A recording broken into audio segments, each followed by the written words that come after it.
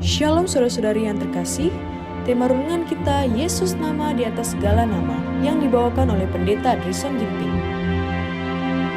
Shalom umat Tuhan dimanapun kita berada, bersama kembali dalam renungan kita hari ini Sabtu 24 Februari 2024 dengan judul Anak Domba.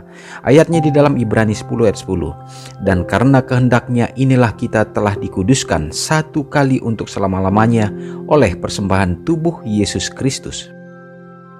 Tuhan kita telah mengatakan, jikalau kamu tidak makan daging anak manusia dan minum darahnya, kamu tidak mempunyai hidup di dalam dirimu, karena dagingku adalah benar-benar makanan dan darahku adalah benar-benar minuman. Yohanes 6 ayat 53 sampai 55. Hal ini berlaku juga pada keadaan jasmani kita.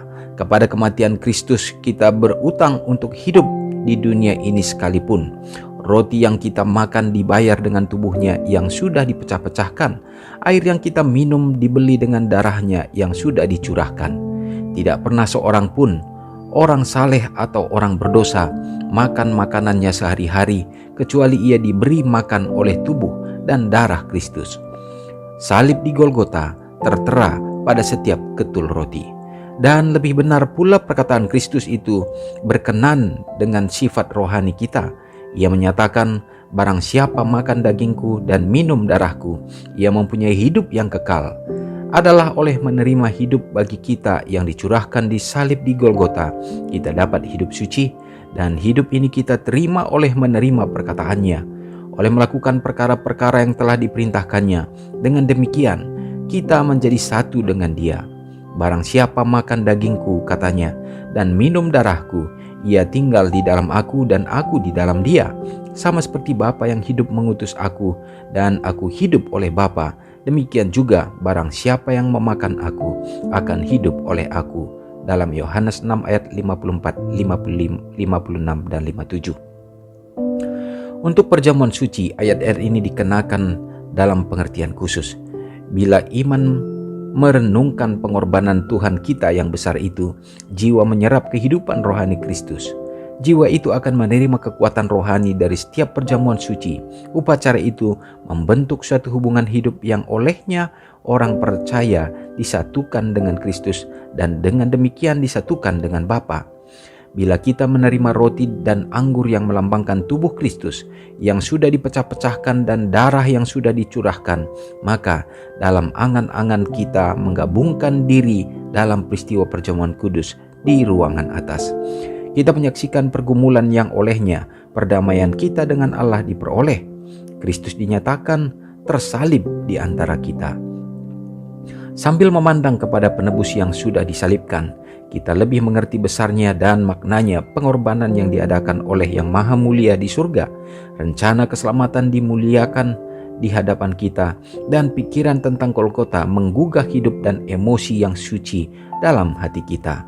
Puji-pujian kepada Allah dan Anak Domba akan ada dalam hati kita dan pada bibir kita, karena kesombongan dan pemujaan diri sendiri tidak dapat tumbuh subur dalam jiwa yang senantiasa mengenangkan peristiwa di Golgota. Renungkan lebih dalam. Saya berutang setiap berkat duniawi kepada pengorbanan Yesus Kristus untuk saya. Berkat apakah yang telah Dia kirimkan kepada saya minggu ini? Umat Tuhan yang dikasih, maka kita memperoleh poin yang penting dalam perenungan kita saat ini, bagaimana kita diarahkan kembali dalam pandangan rohani, mata iman kita untuk tertuju kepada Anak Domba Allah yang mati terpalang di atas kayu salib, dan melalui perlambang yang dilakukan dengan perjamuan kudus.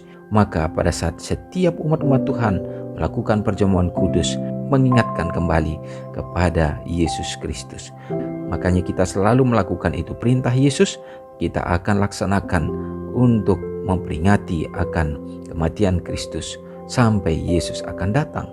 Dan itu tentu akan berkuasa, dan di mana setiap jiwa yang melakukannya dengan roh kerendahan hati, maka di sana tidak akan terdapat kesombongan, tidak akan ada pemujaan diri sendiri, dan tidak akan tumbuh subur bibit-bibit dosa bila mana hati kita tertuju kepada peristiwa di Golgota. Semoga kasih Tuhan selalu menolong kita, iman kita selalu diteguhkan untuk menerima kasih karunia Tuhan. Mari kita sama-sama berdoa. Terpujilah Engkau Allah Bapa yang bertahta dalam kerajaan sorga. Terima kasih ya Tuhan, kami sangat bersyukur oleh karena berkat Tuhan yang menjadi bagian kami. Oleh karena kami diingatkan kembali melalui renungan ini ya Bapa, bahwa kematian Kristus di atas kayu salib yang menjadi korban tebusan bagi kami melalui tubuh yang sudah menjadi korban untuk membuat kami dapat hidup baru. Demikian juga darah Kristus yang tercurah menjadi satu kekuatan yang membangun jiwa kami ya Bapa untuk hidup sebagai anak-anak Tuhan. Biarlah kiranya semua itu akan membuat kami semakin setia oleh karena melihat bagaimana peristiwa pengorbanan Tuhan dengan roh kerelaan untuk mengangkat dan menebus kami anak-anak-Mu. Terima kasih Tuhan. Dan hari ini bila mana kami dalam persekutuan kami, umat-umat Tuhan dimanapun berada, berkumpul di dalam gereja Tuhan, dalam satu perhimpunan untuk memuji dan membesarkan Tuhan, mengingat Engkau sebagai Allah pencipta, biarlah Tuhan yang akan memberkati. Jadikanlah kiranya umat-umat Tuhan menjadi terang ya, dan menjadi saksi-saksi kebenaran Tuhan. Memberkati juga ya Bapa kehidupan umat-umat Tuhan, biarlah kiranya melalui berkat-berkat yang berkelimpahan, umat-umat Tuhan tetap bersyukur dan dapat menjadi saluran kasih, saluran terang dimanapun berada, dan gereja Tuhan dapat menjadi pembawa kabar Injil keselamatan ke seluruh dunia ini. Berdoa juga Tuhan bagi umat-umat Tuhan yang berada dalam keadaan lemah iman, biarlah kekuatan yang datangnya dari sorga menjadi bahagian mereka. Menolong juga yang berada dalam keadaan sakit, yang sakit baik di rumah sakit, demikian juga di mana berada ya Bapa, dalam segala keperluan dan kebutuhan. Kami yakin dan percaya Tuhan yang akan memberikan mujizat-Mu sehingga pemulihan dan kesembuhan menjadi bahagian mereka.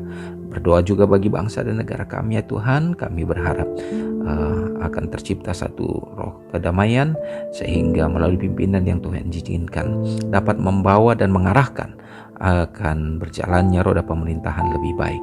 Harapan kami sebagai umat-umat Tuhan, kami tetap memiliki satu kebebasan untuk dapat memuji memuliakan Tuhan, dan juga ya Bapa untuk menyebarluaskan kabar keselamatan sehingga semakin banyak jiwa menantikan kedatangan-Mu.